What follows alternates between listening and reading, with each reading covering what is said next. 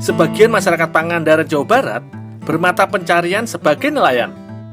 Pada saat melaut begini, tentu saja butuh perahu yang kuat. Perahu harus dibuat tangguh di segala cuaca dan ombak. Setauku, tidak cuma bahannya yang perlu diperhatikan. Bentuk dan posisi masing-masing bagian juga penting. Seperti cadi yang dipakai penyeimbang perahu dari ombak. Kalau sampai salah pasang, bisa-bisa tidak melaut sampai tengah. Aku jadi penasaran cara pembuatan perahu. Di Pangandaran, banyak tempat pembuatan perahu. Ini dia tempat pembuatan perahu yang cukup terkenal di Pangandaran, Jawa Barat. Perahu buatan Pak Tio tidak hanya dipasarkan di sekitaran Pangandaran saja, tapi juga sampai daerah lain Jawa Barat seperti Garut. Awalnya, kebanyakan perahu terbuat dari kayu. Kalau sekarang, banyak perahu yang terbuat dari fiber. Kata Pak Tio, bahan ini lebih murah dan lebih tahan lama dibandingkan kayu.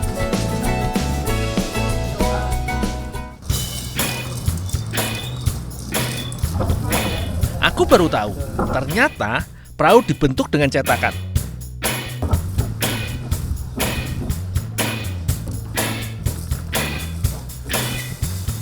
Seperti ini bentuk cetakan perahunya.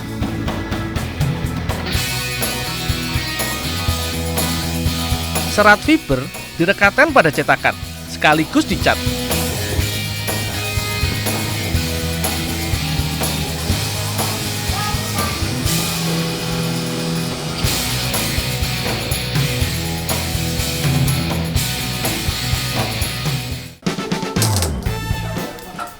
Kalau sudah kering begini, tinggal diangkat. Awalnya, aku pikir mudah melepas perahu dari cetakannya. Ternyata harus tetap berhati-hati saat mencongkelnya.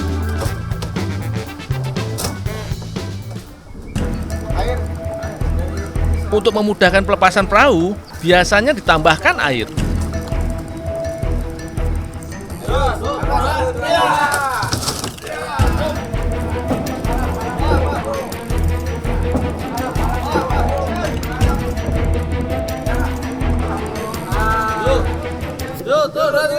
Waduh, ternyata berat juga perahunya. Aku sudah biasa sih angkat yang berat-berat, tapi kalau yang ini tetap butuh tenaga-tenaga lain. Ayo, semangat semua!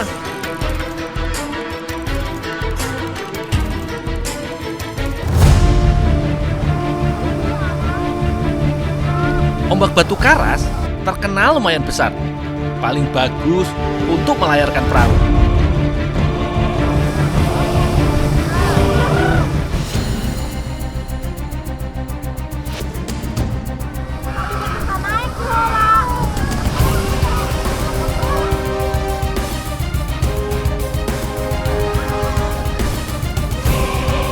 Nah, ini dia tempat paling pas untuk menebar jaring.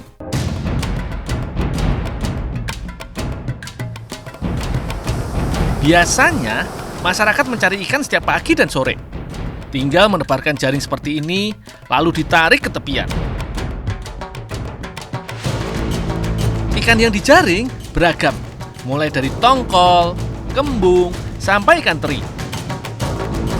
Kalau beruntung, kami bisa mendapatkan ikan kaduka.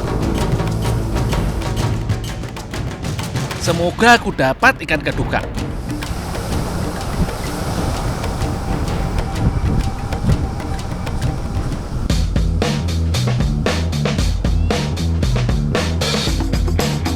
Ternyata, menarik jaring tidak semudah kelihatannya. Butuh banyak orang untuk menariknya.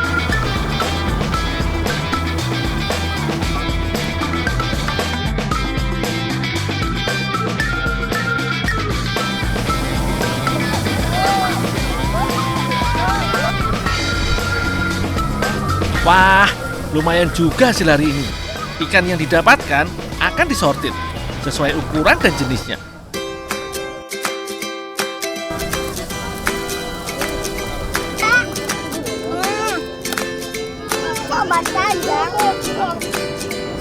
Dul, Jangan. nih buat kamu Dul. Oh, ini buat saya kan? Ya. Akhirnya aku dapat ikan kadugang juga. Kalau rezeki memang nggak kemana.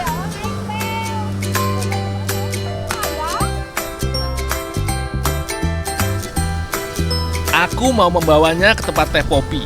Siapa tahu bisa dijadikan makanan yang enak.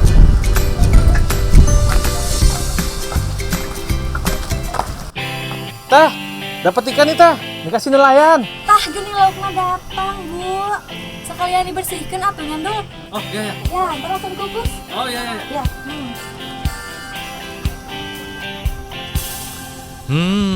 Siomay abon sepertinya ide bagus.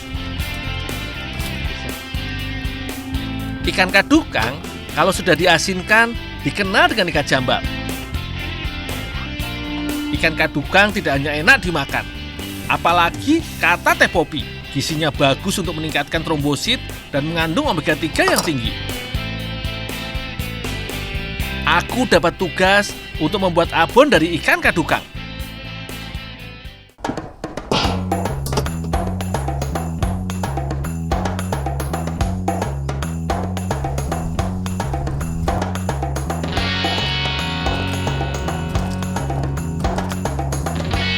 Untung aku sudah biasa membuat abon. Gampang lah membuat abon dari ikan kadukang. Tinggal mengukus daging ikan sampai lembut.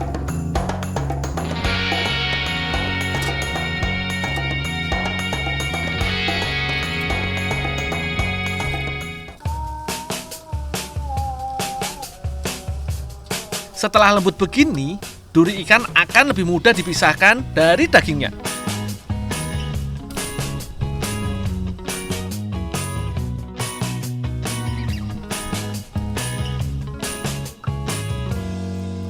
Teh Popi sudah menyiapkan bumbu abon dan somai.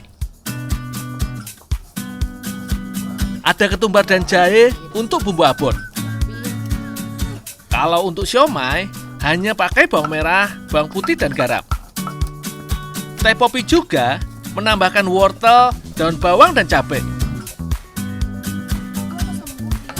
Ternyata tidak hanya menambah cita rasanya. Katanya ini juga bisa jadi alternatif buat anak-anak yang tidak suka makan sayur.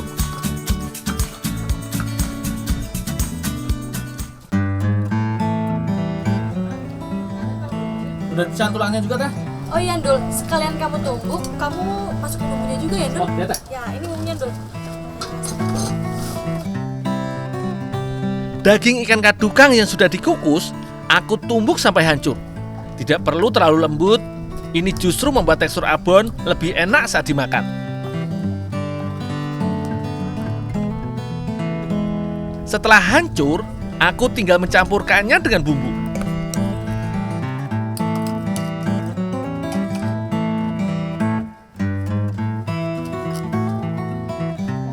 Untuk bahan siomay, Ibu Yani memakai tepung tapioka, tepung terigu, dan butir telur. Semua bahan diadon hingga kalis. Oh iya, Bu Yani juga menambahkan daging ikan kadukang supaya siomay lebih gurih.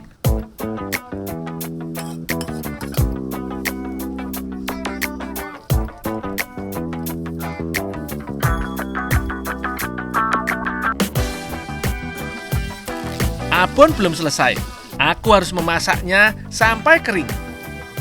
Abon harus memakai minyak banyak agar tekstur abon matang sempurna. Dul! Dul, nih.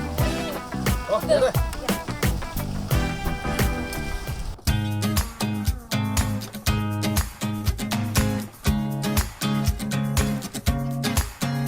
Selanjutnya, abon akan dipres untuk menghilangkan sisa minyaknya.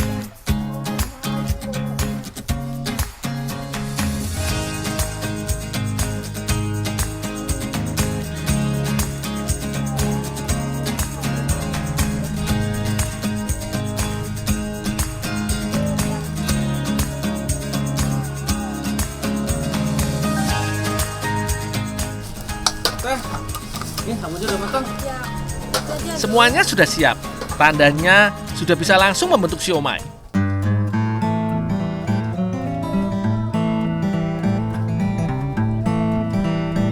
Cetakan kue begini bisa membuat bentuk siomay lebih rapi. Jangan lupa menambahkan abon di atasnya. Ada cerita yang aku dapat. Siomay bukan makanan asli Indonesia. Aslinya dari Tiongkok. Siomay masuk ke Indonesia karena adanya percampuran budaya Indonesia dan Tiongkok.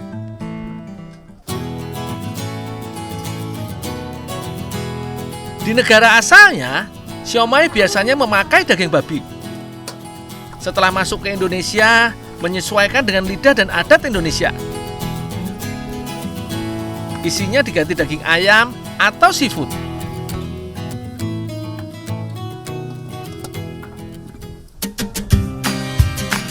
Tidak perlu lama mengukus siomay. Semua bahannya mudah matang. Kalau kelamaan mengukus, membuat teksturnya kurang enak saat digigit.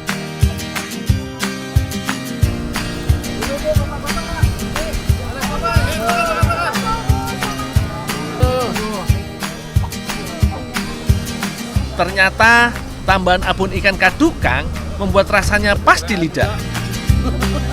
Perpaduan gurih dan manis membuat siomay lebih nikmat. Kandungan karbohidrat pada siomay juga membuat perut cepat kenyang.